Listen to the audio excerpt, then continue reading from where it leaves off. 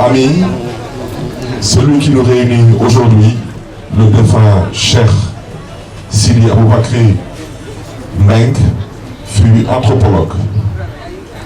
Mais moi, j'ai eu le privilège de le pratiquer et de le connaître dans la ville de Silver Spring, au Maryland, aux États-Unis.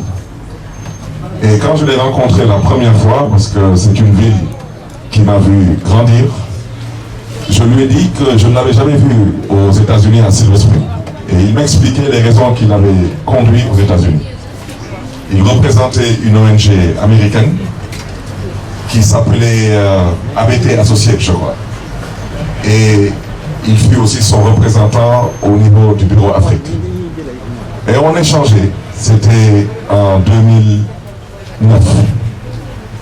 Et il me disait, bien sûr, qu'il avait pour ambition de briguer la mairie de Mermoz-Sacré-Cœur. Alors, je lui disais que c'est extraordinaire parce que moi-même, je partageais la même ambition. Et il me demandait des nouvelles de Khalifa Sall. Je lui disais qu'il allait bien. Et il me disait, bon, quand je rentrerai au Sénégal, nous allons nous rencontrer, nous allons discuter avec Khalifa Sall et nous allons trouver un terrain d'entente. L'homme propose et Dieu dispose. Et j'ai toujours dit que l'ambition est le moteur de la vie et c'est ce qui nous a conduit à une adversité politique. Et à ce titre, je dis qu'il fut l'un des plus élégants adversaires politiques que j'ai connus dans ma carrière politique. Cheikh Mbengue était élégant dans la démarche, il était élégant dans le discours, il était élégant dans l'action. Et c'était un gentleman.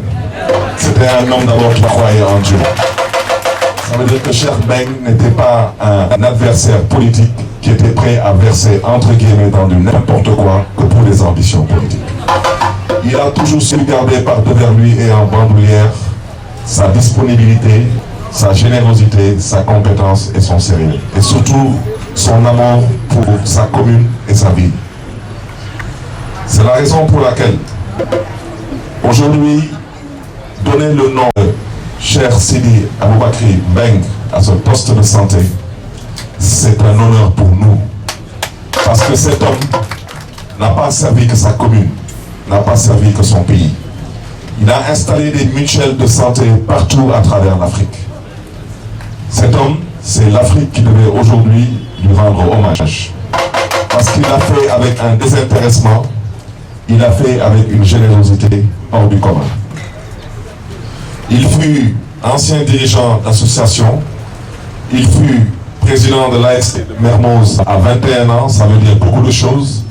Je dis que les 7 quartiers de la commune qui constituent la commune de Mermoz-Sacré-Cœur, je le dis toujours, je dis que c'est le quartier de Mermoz qui est le plus difficile. Pas difficile pour être difficile, mais difficile parce que c'est un quartier où les gens expriment l'amour qu'ils ont pour leur cadre de vie et leur environnement. Et à ce titre, il fut entraîneur de football, il fut membre fondateur du comité de développement local de Mermoz, il fut directeur de la CMU et je pense que, comme on l'a dit tantôt, c'est le chef de l'État en personne qui l'a pris où il se trouvait aux États-Unis, qui lui a demandé de venir au Sénégal pour porter ce chantier qui tenait à cœur le chef de l'État, en l'occurrence la CMU, qui aujourd'hui est une référence et une fierté pour tous les acteurs de la santé. Khalifa Mbengue a laissé un vide immense derrière lui.